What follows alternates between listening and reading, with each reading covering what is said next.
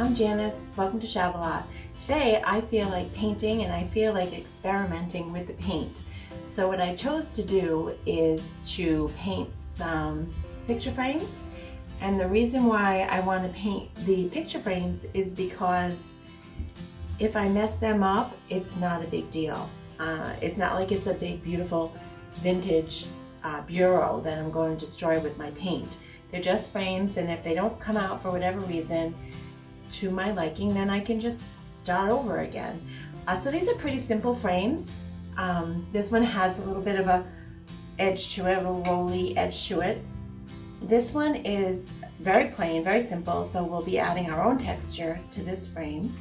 So right now I have 3 frames. I have many picture frames around my house, and I also have mirrors, a lot of mirrors with frames like this one that I really want to paint. So at the start of this video I will have, I'm starting with these 3 frames, but by the end of the video, who knows, I may end up with many more. So I hope you enjoy the tutorial that's coming up, and thanks for staying with me. Okay, so here we are, our very first frame. It is a bronze wooden frame, and I'm starting out with a midnight blue color from Craft Smart paint that I got at Michael's. It covers well, it only needs 1 coat. I poured a little bit of white paint into that midnight blue to create a lighter color, and I added that to the 4 edges of the frame. I moved the paint along by using the ragging technique. The ragging technique is basically just dabbing the paint with your rag rather than a brush.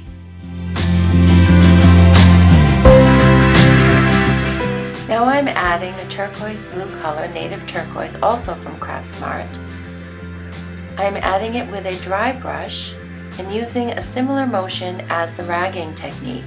I am dabbing the paint rather than brushing the paint, and I'm using a dry brush with firm bristles. You'll notice here I am focusing on the 4 corners of the frame. I'm adding the lighter color as a highlight to the 4 corners, leaving the middle of the frame with the darker colors. The combination of using the ragging technique and highlighting in just the corners gives this frame more contrast and interest. Now it's time to distress. I am using the wet distress technique, which is just wiping the paint off with a dampened cloth.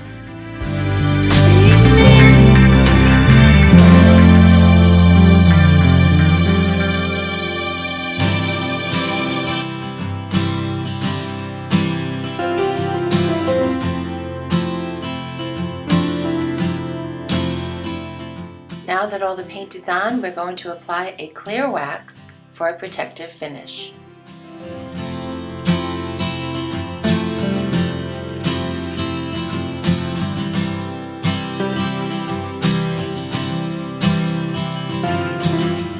I do not recommend using this type of brush for waxing.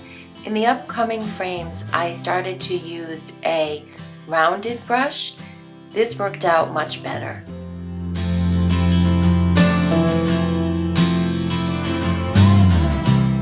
Okay, final step for this beautiful blue frame.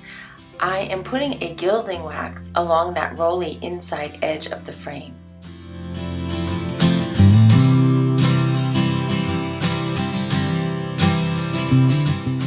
I started out thinking I was going to apply the wax with a little painter's brush, but decided my finger works better. This is so that I stay on the edges of the texture and not pushing the paint in too far.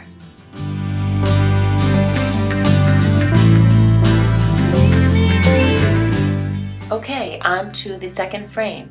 We're going to apply a base coat of Rust-Oleum chalk paint in Chiffon Cream. This frame is not going to have as much techniques applied to it as the last blue frame. I hope you liked that frame. I think it came out pretty. This one is going to be basically just painting, waxing, and distressing.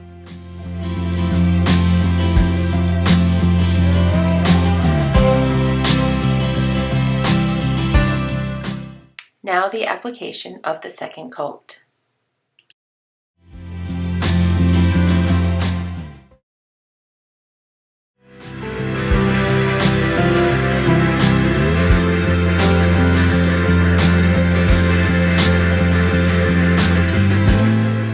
Rather than adding more color to this frame, I'm going to antique it with the wax.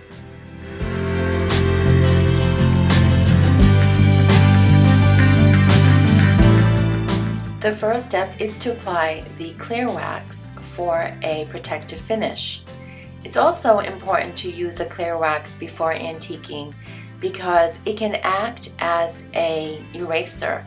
If you put too much dark wax on the top, the clear wax underneath makes it much easier to remove any excess dark wax.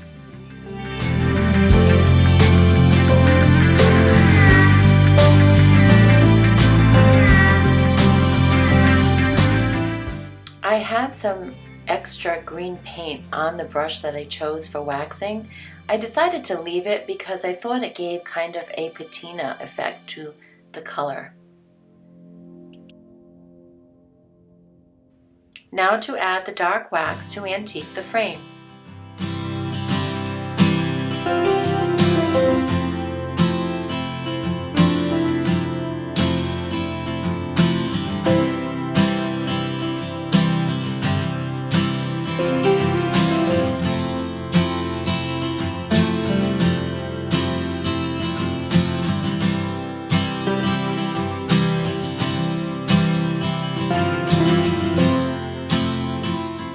Feel free to add more dark wax than you think is necessary because your next step is to wipe away the excess with a lint-free cloth.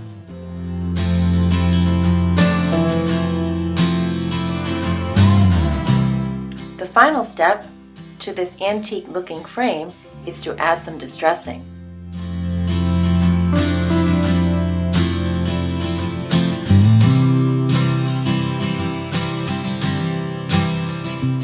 I am using a 220 sanding block to distress this frame. The distressing gives it a nice old world aged appearance.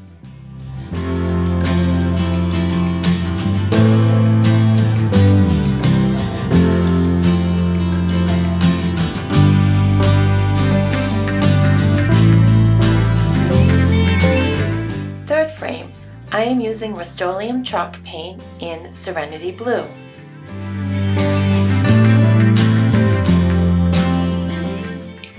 This paint worked nicely in just one coat. However, I decided to add more coats to this frame because it had little to no texture.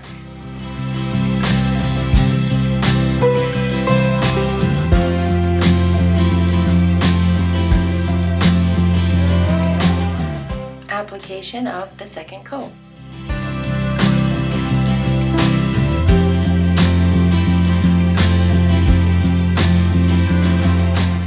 With a wire brush, I am adding texture by digging grooves into the paint.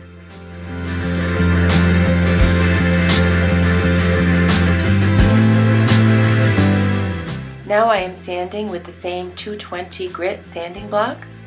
I am sanding to smooth the surface and to distress. Now it's time to add the clear wax for a protective finish. You will notice that when the wax is applied, it deepens the color of the paint. When the wax has been cured into the wood, your original color of your paint should return.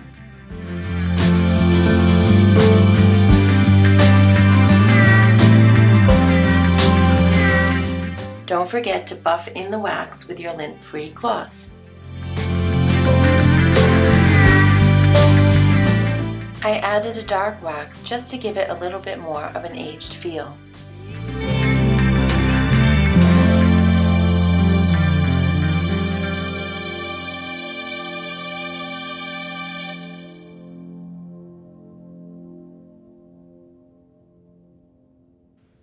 This is a very special frame. You'll notice it has a little plaque at the bottom that says Ruth the Elephant. The painting that originated in this frame was actually painted by an elephant. I decided because this frame was pure wood and pretty dark and the painting itself was dark, I decided to use a whitewash technique.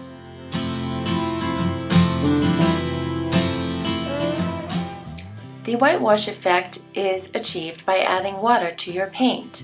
The ratio of water to paint is up to you. It depends on how much wood you want to show through the whitewash.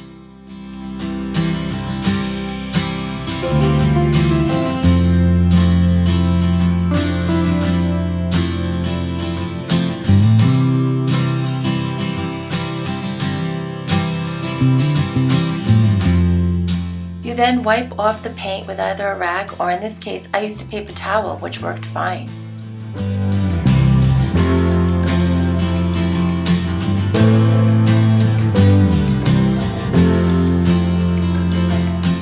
Whitewashing is a very common technique used in furniture painting. It can be used on furniture, like I said, cabinets, frames, anything that you want to give the wood a lighter touch to. So I hope you use this technique sometimes, and if you do, please let me know about it in the comments below.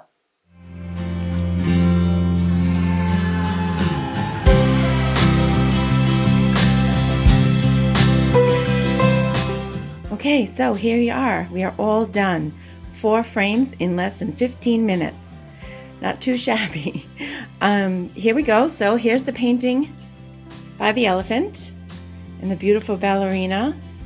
She's a local artist that I have about 4 paintings from. She's so talented. I chose to put her in this mint green frame that now has some texture. And the blue frame that we used a gilding wax on and distressing technique to expose the original bronze color. And of course, our antique white frame. I hope you liked today's tutorial, and if so, I would appreciate a subscribe button, a thumbs up, or a like. It helps to grow my channel. If you have any questions or comments, please feel free to leave them below. I really appreciate you being here with me today. I hope you have a great day. Bye-bye.